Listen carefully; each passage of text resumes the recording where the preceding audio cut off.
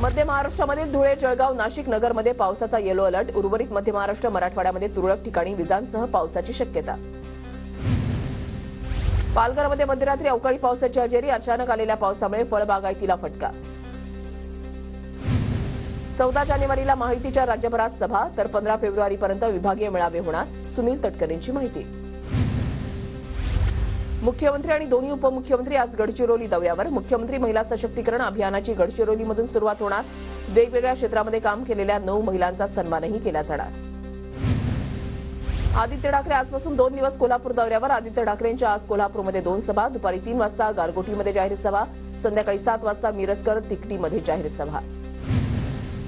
हिंगोलीमध्ये 10 जानेवारीला मुख्यमंत्री एकनाथ शिंदेंची सभा. धाराशिव, परभणीसह इतर मराठवाड्यातील सभा फेब्रुवारीच्या पहिल्या आठवड्यात.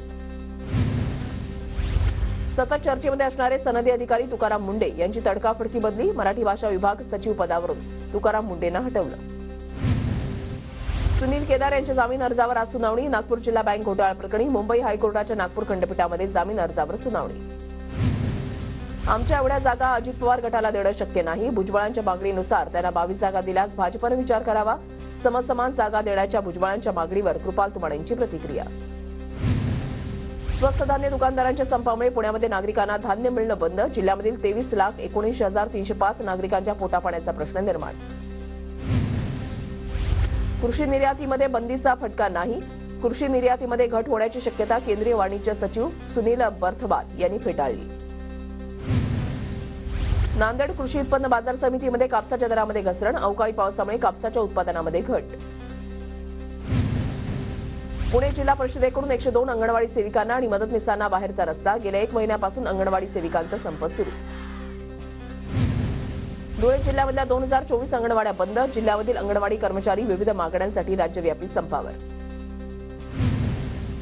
वाशिम जिल्ह्यामधल्या 957 अंगणवाडी सेविका आणि 985 मदतनीस यांना तत्काळ कामावर रुजू होण्याची नोटीस. रुजू न झाल्यास कामावरून काढून टाकण्याची तंबी. पुण्याच्या राजगुरुनगर नगर परिषदेवर महिलांचा ठिय्या आंदोलन. पिण्याच्या पाण्याची सोय करण्याची मागणी. वक्फ बोर्डाच्या मुख्याधिकाऱ्यांना निलंबित करण्याची मागणी. शिवसेनेचे सईद खान यांची मुख्यमंत्र्यांकडे मागणी. नागपूरमधल्या अंबाझरी तलाव सुरक्षेसाठी उच्चस्तरीय समिती स्थापन. विभागीय आयुक्तांच्या अध्यक्षतेखाली उच्चस्तरीय समितीची स्थापना. नागपूर खंडपीठाच्या दणक्यानंतर सरकारकडून हालचालींना वेग. उपमुख्यमंत्री अजित पवार यांच्याकडून पुण्यामधल्या फुलेवाड्याचा विकास आराखड्यांचा आढावा. फुलेवाडा, भिडेवाड्यामधील स्मारकांच्या कामासाठी निधी कमी पडू देणार नसल्याचं अजित पवारांचं आश्वासन. मागची बाजू तुम्ही सांभाळा, आम्ही मुंबईची खिंड लढवतो. बीडमधल्या पांढरवाडीमधल्या सभेमध्ये जरांगे पाटील यांचं वक्तव्य. बीडच्या राजा पिंपरीमध्ये जरांगे पाटलांचं जोरदार स्वागत. जरांगेंचा सुरू आहे गोदाकाठच्या 123 गावांचा दौरा. धुळे लोकसभेसाठी काँग्रेसनं मागवली इच्छुकांची नावं. आगामी लोकसभा निवडणुकीच्या पार्श्वभूमीवर नाना पटोले यांच्या सूचनेनुसार इच्छुक उमेदवारांची नावं आजपर्यंत प्रदेश कार्यालयामध्ये कळवण्याचं आवाहन. जळगावमधल्या सोपडा तालुक्यामधल्या अडावत गावातील तरुणांचा मनसेमध्ये प्रवेश. चेतन पवार आणि गौरव सोनवणेंच्या नेतृत्वाखाली असंख्य विद्यार्थ्यांचा महाराष्ट्र नवनिर्माण विद्यार्थी सेनेमध्ये प्रवेश. धुळ्यात जिल्हा नियोजनच्या बैठकीला गिरीश महाजनांची नियोजन मंडळाच्या अनेक सदस्यांनी व्यक्त केली नाराजी. गेल्या अनेक दिवसांपासून बैठक ऑनलाईन होत असल्यामुळे विकास कामांवर चर्चा होत नसल्याचा आरोप. सांगलीमधल्या अल्पवयीन मुलींवरील अत्याचार प्रकरणी एकाच गुन्ह्यामध्ये आरोपीला 4 वेळा जन्मठेपेची शिक्षा. वाळवाच्या कुरळप इथल्या आश्रमशाळेमधील संस्था चालकासह 2 जणांनी अल्पवयीन मुलीवर केला होता अत्याचार. सावित्रीबाई फुले पुणे विद्यापीठामधल्या वादग्रस्त एसपीओला अखेर स्थगिती. विद्यार्थी संघटनांच्या विरोधामुळे प्रशासन नमलं. आंदोलनाच्या मूलभूत हक्कावर गदा येणार असल्यानं विद्यार्थी संघटनांचा नवीन प्रणालीला कडाडून विरोध.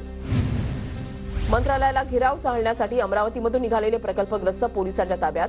300 प्रकल्पग्रस्त शेतकऱ्यांना मुंबईत जाण्यापासून रोखण्यात आलं.